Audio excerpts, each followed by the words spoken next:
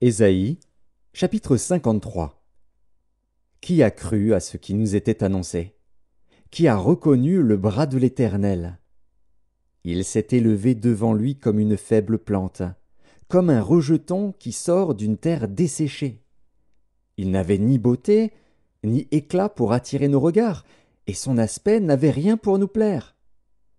Méprisé et abandonné des hommes, homme de douleur et habitué à la souffrance, semblable à celui dont on détourne le visage, nous l'avons dédaigné, nous n'avons fait de lui aucun cas. Cependant, ce sont nos souffrances qu'il a portées, c'est de nos douleurs qu'il s'est chargé.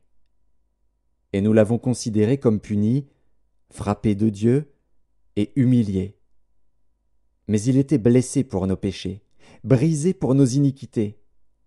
Le châtiment qui nous donne la paix est tombé sur lui, et c'est par ses meurtrissures que nous sommes guéris.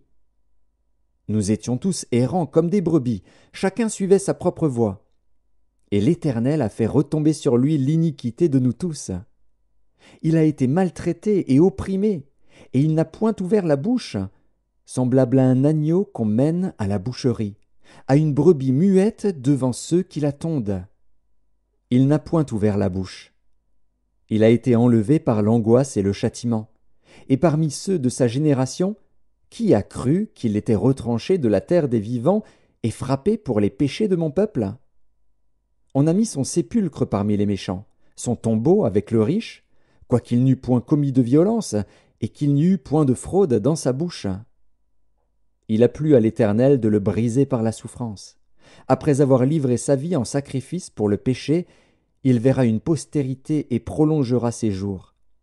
Et l'œuvre de l'Éternel prospérera entre ses mains. À cause du travail de son âme, il rassasiera ses regards. Par sa connaissance, mon serviteur juste justifiera beaucoup d'hommes, et il se chargera de leurs iniquités. C'est pourquoi je lui donnerai sa part avec les grands.